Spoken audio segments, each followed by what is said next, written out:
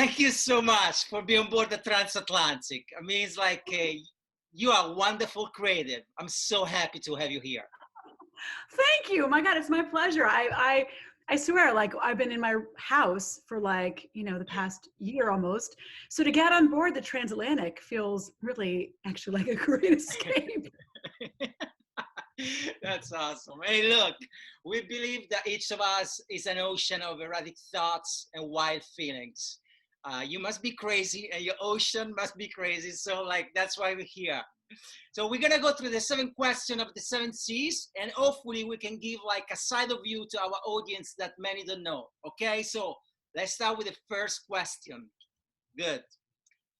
Grace O'Malley ruled the high seas, bent the English crown to where he will, and rose to the top of the worlds with little place for women. She was a pirate and a true rebel. Now, when she was a little girl, she did something extraordinary. Girls cannot be sailors, her father used to say. Your long hair will be tangled in the rigging. And so Grace didn't give a shit about it. And here's what she did. She cut her beautiful ginger hair to prove her father that she could live the life of the seas. So now, was there a time in your career where you had to prove someone else that your dream was worth chasing? Well, I mean, like every day, right? I mean, it's, I mean, honestly, I do feel like that. I say it as a joke, but I do mean it. Like, I think as creative people and as, as leaders, we have to prove every day that the dream that we have is worth chasing, and that's like to ourselves, first. That's the very first one. And sometimes that takes the most convincing of all. Right. But it could be to our clients, to our people.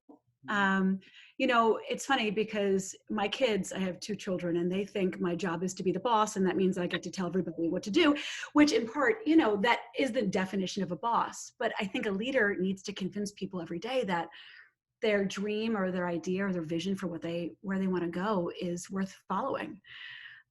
So I think that absolutely 100%. And this is something that is maybe I think inherent in all of us creatives. Maybe we're a bit masochistic. Maybe we just get off on the thrill of breaking the rules, but we have this incessant need to prove that that the constructs that are set in place are not constructs that need to be 100% honored all the time, and that we need to push into new territory. So I think it's an everyday thing. Now, it's an interesting thing you bring up the Grace O'Malley story because of 2 reasons. One, the agency was named from many Joans, but one of the Joans that we were named after was Joan JETT. And we actually got to meet her. She and I spoke on a panel. It was really exciting. Yeah, it was really cool because she's like a hero of mine forever and ever. She told me that the reason why she started to play guitar was her family said she had to play violin. Little girls don't play guitar. So she basically was like, fuck you. That's why I'm going to start playing guitar. So that story is really interesting. And then the other reason why I love that story that you just told about Grace O'Malley is that, there was a time in my life when I had really long hair. Now, my hair right now is quarantine long. This is about, this is not normally anybody that knows me knows my hair is like super short. But I just had this moment where I was like, I just felt like I just needed to shed all of the trappings of, I just felt like I had stored a lot in my hair, and I know that sounds crazy. Maybe there's some kind of like shamanic, but like, I was like, I had kept a lot in my hair, and I was just like, you know what, fuck it. I'm just going to go chop it all the way off. And I went from about waist length all the way off. And it's a really liberating feeling. So go Grace. I'm like really into that. It's funny about Grace O'Malley. So when I started writing questions for your episodes, I was reading to my daughters. I have 2 little girls, like 9 and 4. And the 9-year-old just bought a book of like the 50 rebel women in history. And Grace O'Malley was one of them. And so when I was reading this chapter to her, I thought like, okay, this is gonna make for a wonderful question and just write for like Jaime. So happy that you like that. Second question. 100 most creative people in the business. and at age 40 under 40. So these are only two of the accolades that you collected.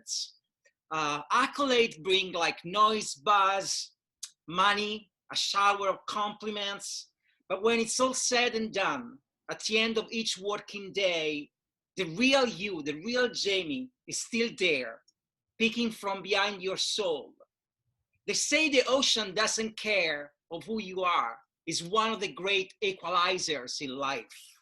And that's the beauty. So where does Jaime find the time to disconnect from the advertising industry and reconnect with a true self? You have really good questions. So, you know, I think it's there, it's very blurry because I don't know where I end, where I end and my job begins. I think a lot of us, and myself, it's very personal what we do. And it's personal because we bring so much of ourselves to it. And also because I think we're all a little bit crazy. Do you know? I mean, I definitely am a bit obsessive, and I spend a lot of time thinking about the problems that I need to solve in a good way. You know, they're like delicious puzzles for me. You know, and certainly as an entrepreneur, you know, you think about your business a lot. And I love it. Like I wouldn't have it any other way. Like there are times where this is maybe sounds a little crazy, but on a Saturday morning with a cup of coffee, I'm like excited to dig into whatever thing that I have.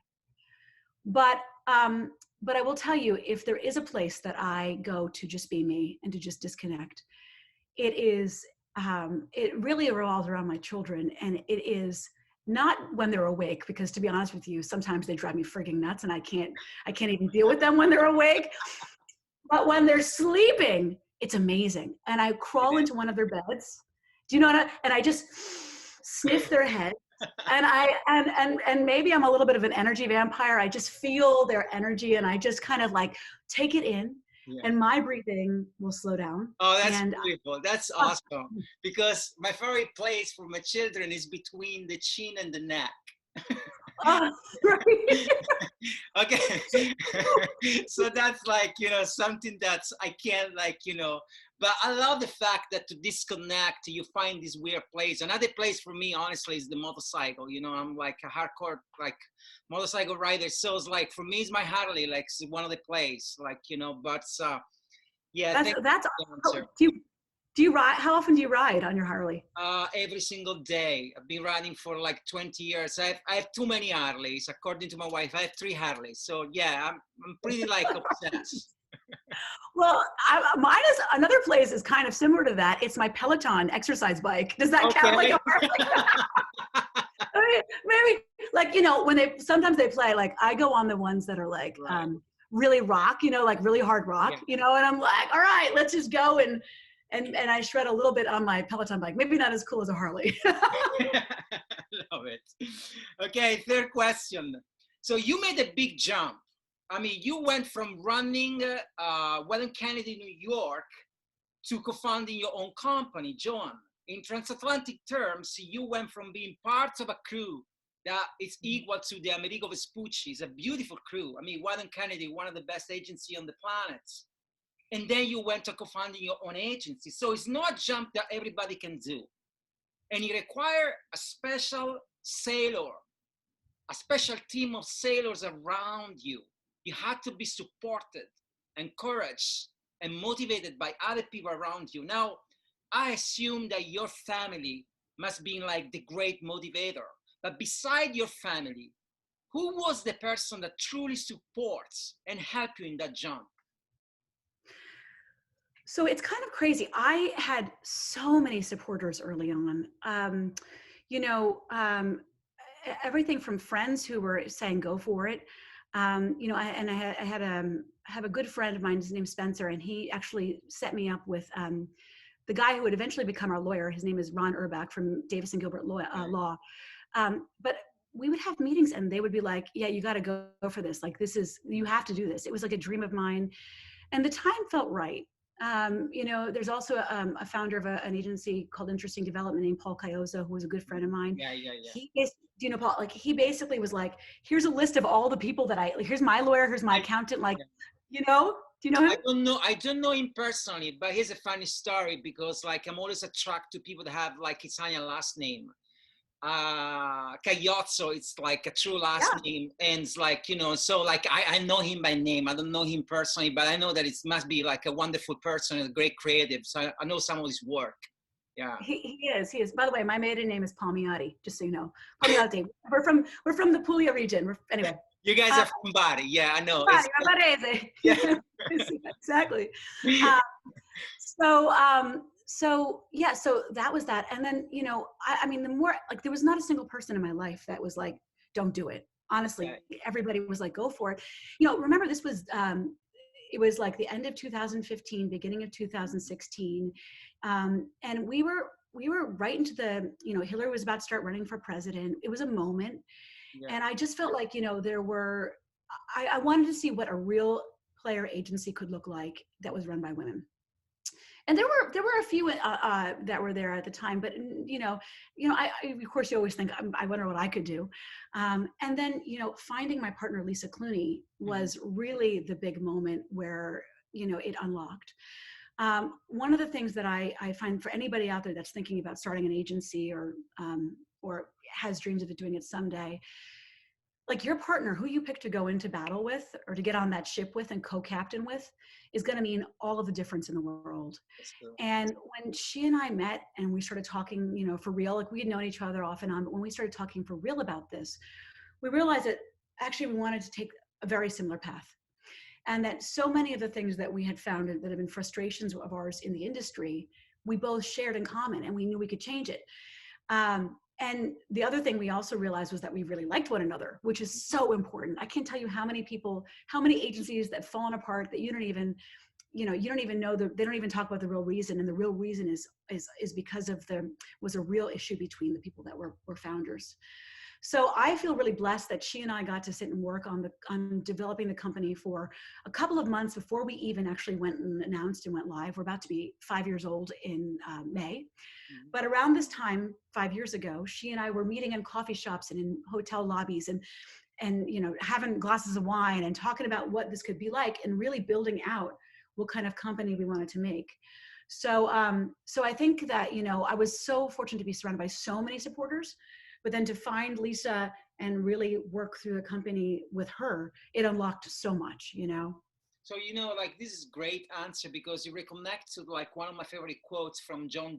It was like a poet from UK, and like he used to say, like, you know, no man is an island, like, you know, no one is an island. It's very hard, like, to go and navigate like on your own. It's like I think like when you say you need a great partner, like to share the fights, but also to be in tune and to have like the same kind of mindsets, and like that's like paramount. So, and I remember the moments when you guys opened, like because I was in San Francisco at that time, and you know, I think you and I shared like the same boss. You worked for Chuck and I worked for Chuck. So, for sure. Yeah, so like, you know, it was like you were a name in San Francisco. You just came out of like Odell, and like, you know, and I remember I was always obsessed with creative and now they think. And I remember asking Chuck once, and Chuck is gonna be one of the guests of like, you know, Transatlantic, but I remember asking once like, hey, tell me some name of people that you were really impressed by, and like I think he named you, Jaime. And at the time I didn't know you, but then I looked you up, and like, you know, and then like just right after, I think 2015, yeah, you opened the agency with Lisa. And I think it was a great moment, a refreshing moment for like the advertising industry. So I commend you for that. It was great. Well, thank you. You know, the thing you say about no man is an island, or it's like, it's really funny because in our industry, we are as creatives built up, and we're like, everything is really, you know, what have you done? What is your you know, like, what are your greatest hits? What, you know, and it's really built around building your ego. And this kind of goes back to your other question. But I think in the end, like, you can only accomplish so much by yourself. Absolutely. And it's like such a hard thing to like get your head around. But like, you know, my job right now is to try to scale other people's creativity and trying to like push their limits of what they can do. So yeah, I 100% agree with that quote. That's awesome. Good. So like, 4 questions. This is a dark story, and it's a true story. my mom used to tell me this story because it's about my grandfather. But I'm gonna tell you this, it has an happy ending anyway. So during a war action, my grandfather, who fought in the Second World War in the submarines, he was thrown off the ship. What happened is like he didn't put his seatbelts. So it was a war action. So it's like when he got thrown off the ship, he ended up in the middle of the ocean, and he started like trying to draw himself because he knew that there was no hope for him. What happened during a war action, as you can imagine, to turn around the ship and do that kind of maneuver is very like time consuming and it's very risky. But the captain of the ship puts like my grandfather's life on votes and asks the crew, do you want to turn around and go pick him up, or do you want to continue? And fortunately, the crew voted for let's turn around and pick him up. And so my grandfather was saved by the crew.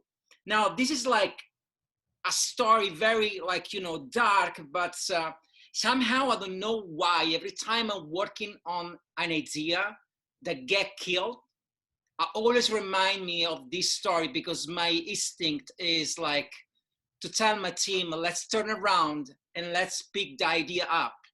Even if it's drawing, there is something we can do about it if it's worth it, right? So my question for you is like, was there ever a time in your career where there was an idea that was thrown off the deck and you end up in the middle of the ocean, but you love this so much that you say, hold on, everybody, I know this is gonna like cost sleepless nights, but I wanna turn around the ship and go save the idea because I think it's worth it. Oh my God. Well, first of all, that story is really It's crazy, I know. and riveting and like, holy crap. Yeah. And, you know, it's like, and thank God they went and turned around and got, I mean, and what, honestly, everybody, grandfather and everybody, a bunch of heroes. So I commend the whole group. But to your question about the idea, like, you know, I honestly think it happens a lot. So, you know, there's a couple things. One, I have a saying that it's never too late to do the right thing. Right. And if the right thing is an idea that hasn't been sold or hasn't been officially bought or is dying, or the right thing is the way you're going to produce something, or you're looking at it and you've done something and you're like, oh God, this cut kind of sucks, and I'm going to go back and fix it. Like, there's a lot of sleepless nights that have happened for me and other people at Joan because we've realized, shit, this isn't right, and it's going to take extra effort to go back and fix it. So I think that that's true. The second part of the answer to your question is, I honestly think that we're born with such beautiful, great ideas, all of us. And the saddest thing about is that these ideas, so many of them just get thrown on the highway, you know, or down into the ocean. But if there are ones that we have that we love, that we carry with us, and they may not come back immediately, but they will come back somehow in some kind of incarnation later on. I truly believe. Don't ever be so sad about the ideas that have gone, because those ideas are ideas that you have had and you can have again, and they'll come back in some kind of incarnation otherwise. But you know, a very real one I can tell you is when we first were doing so I was part of I led a project that was for Intel and Toshiba. I was the creative director on it, and it was these kind of social films. And we had done one that was really successful for the client, and it was a thriller. And PJ Pereira, my boss at the time, who's amazing creative, really was such a champion in pushing forward the being really outrageous, which was wonderful. But there was an idea that we had come up with at the time, which was called The Beauty Inside, which was a kind of idea we came up with because we were worried that the first idea we had, which was this thriller, wasn't going to be quite as scary as we needed it to be. But The Beauty Inside was the one that really I was like, I can't shake this thing. It kept me up at night. Like, I remember just driving to work every day for years afterwards, a year and a half afterward, just obsessive about it. And when it came time to do the next round of the project, you know, we could have continued and done another thriller. But instead, it was like, no, man, we've got to do this Beauty Inside. It's so special. It's so different. And it's, for me personally, it spoke really deeply to the kind of work that I think really connects people. Mm-hmm. And so, even though the safest thing to do would have been just to continue along Right. building on the thing that we had done. Look, no, dude, you got to go save that idea. And if you can't save that idea is so beautiful and so pure, it needs to go and be something else. Yeah. So yeah, so the answer to you is 100%, all the time, all the time. And this is great. I mean, because it takes a lot of bravery and guts, I'm obsessed with, like, Francis Ford Coppola, Apocalypse Now. And there is one Yeah. story that a few people know, but Harvey Keitel is actually was cast as one of the actor in the Apocalypse Now. So what happened, like when they start shooting Apocalypse Now, they traveled to the Philippines, and the production went, like, immediately they start working, and think they shot like a couple of days with Harvey Keitel, and then suddenly Francis Ford Coppola realized that wasn't the right guy, because for many reasons, like, wasn't really fitting the role. And at that time, when you have Hollywood studios behind you, like pumping money, it was really hard to say, hold on, let's like stop, travel back from the Philippines to Los Angeles and recast. It was like something really, really tough to do, but he did it, like, and the role got recasted, and then they had to stop, truly like do a maneuver, which is like turn the ship like around. And I think, like, due proportion, like what you guys did with the Beauty Inside, it was, and I remember the idea was like wonderful. Like, when it came out, it was really like some great work, and all the accolades that you won, it was like truly deserved. Good. Okay. Never. I would turn around. I would save your grandfather. I would turn that damn ship around. Actually, it's funny because my mom used to tell me the story to remind myself that my grandfather was a dickhead. Like, to tell, like, you know what I mean? It's like, because he didn't put the seatbelt because he never wanted to what people told him to do. So anyway, fifth question. Jeanne d'Arc, I don't know if it's my French pronunciation is correct. It was a helicopter cruiser of the French Navy. She was the sixth vessel of the French Navy named after Joan. Now, in peacetime, Jeanne d'Arc was used for teaching and training purposes, but in the emergency time, in wartime, it was a fully operating like helicopter cruiser. You are the co-founder of an agency named after Joan, every Joan out there. I believe that your vessel wasn't built just to deploy amazing campaign, but also to teach, mentor, advertising to young generation. So if you had a lesson to share with a young creative that is gonna start in this business, what would the lesson be?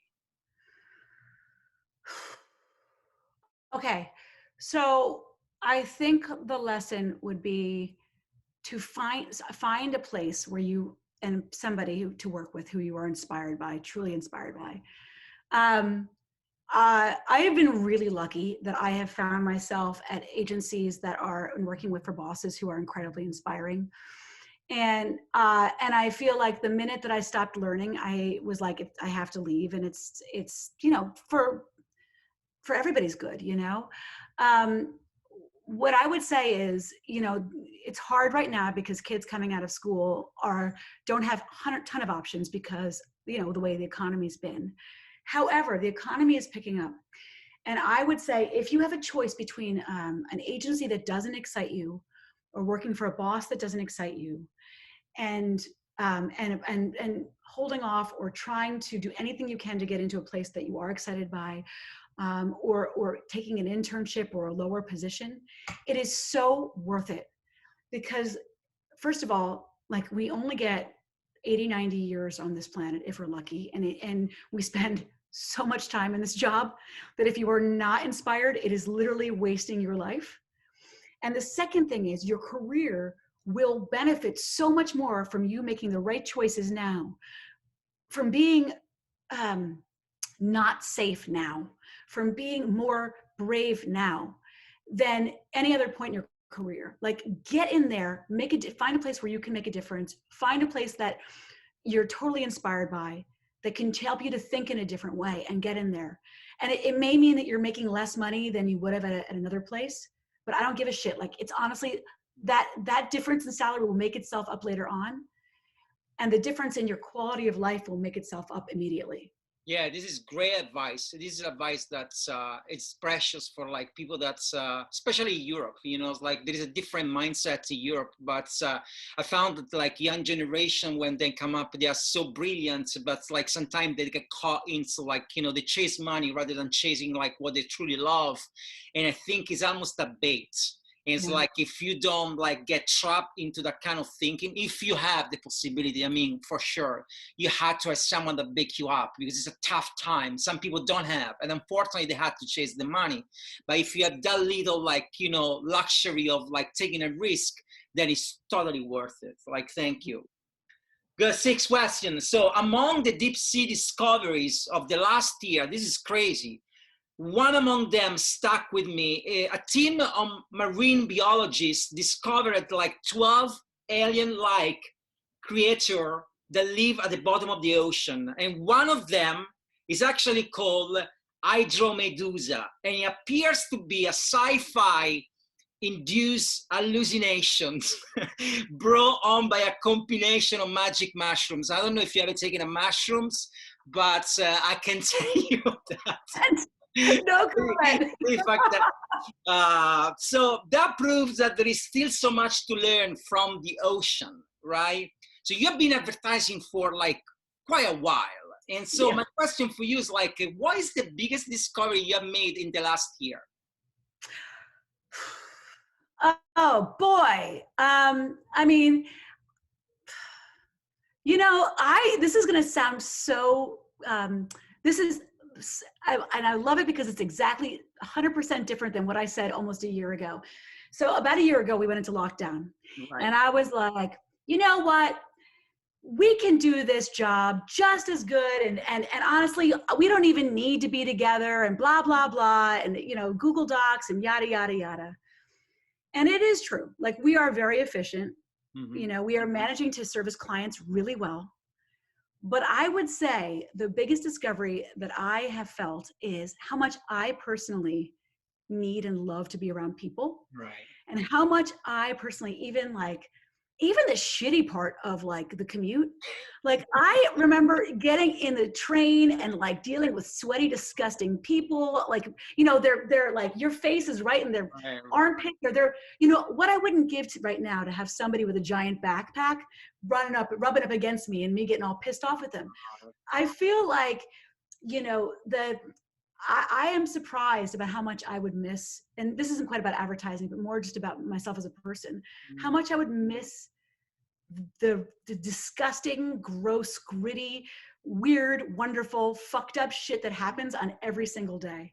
Like, the garbage water in New York City, that smells like garbage in the summer, or that being too cold on a subway platform. Like, when you're so cold out, like, and you're like, shit, man. And you're just about like, there's something so great and wonderful about that I'm surprised that I miss, but I surely do. I totally with you. And when you talk about New York City, I lived in New York City for 3 years, so it's like I had like a very good like understanding of the smell and like and I was in Greenwich Village, so in Lower East Side. So like those are like the center of like. But yeah, I mean, to me, like it's almost like I'm connecting with what you say. It's almost like feel like when I pass down like places now that they're empty, it feels like a painting and someone removed all the people in it somehow. And it's like, but it's the same painting, it's still there, the same landscape, but someone just went there and erased every single person. Give me that kind of like weird feeling. So, but yeah, it's a good discovery. So, and hopefully we're going to get done with this. But, oh my God. By the way, I love that analogy of the painting and that they erased it, because it's like, it feels like everything's been paused. It's like a movie, Yes. And it's like a movie. And like, again, we can do the job. Like, we're freaking good at it. Like, I can say, and I love it, but I just miss that. Like, I miss it. I miss the energy. Yeah. Hey, look, this is the shore. We arrive, and this is the question for all our guests. If you were to name a wind that blows your sail, what would the name be? Okay. So I know you asked this question, so I've been thinking about it, and I had like 17 answers for it. But I'm going to tell you the one that's probably the most emotional one, which is I was like, coffee. That is true, but I honestly think that it's human connection. So like people, like that electricity that happens between people. And this kind of goes back to my answer I just gave. It's so a couple, like in July or something like that, I was, in the middle of the night and I was walking down the stairs and it was dark. Like I heard my dog in the middle of the night, so I went to go check on him. And I missed a stair and I fell down 2 stairs and I hit my head. Nothing serious, like totally not serious. But for a second I was like, like that could have been it. It could have been the end. Right. And I thought, like, what is the purpose of life? Like, what is it that gives me the most joy in life? And why do I do what I do? Like, why do we make creative work? Why do I have this company? And I think it all comes down to like the connection between people and the creative connection that you can make with someone, and the ability to touch someone or move someone emotionally and cause a chemical change in their body by making them laugh or making them feel emotional, cry, something like that. I think is probably the closest thing that like we as a species, as human beings, have to like something that is religious or spiritual or whatever. So so for me, I think that if I really think about what connects, what powers me, it's the ability to make that connection at work with the people that I work with the work that I do, by putting out stuff into the world that makes people feel something so I can connect with them, with my family, with you right now on this call. Like, I just feel like it's something that is so blessed. And I just, at the risk of sounding, super emotional, like it powers me. No, I mean, it's great. And like, human connection always remind me of like, there was a movie, like, I mean, I would say now I don't know if it's 10 years old, but it's like, it was like Crash. The title was Crash, the movie, right? And the whole idea of the movie was like different stories coming together. It was shot in LA. And LA is known for having like a reduced amount of human connection because you actually spend a lot of time in the car. And I remember, I think it was like the ending of the movie where they say, the voiceover say, I believe that people in LA crash into each other with their car on purpose, just to find that human connection that they miss during the day. So such a powerful word, human connection.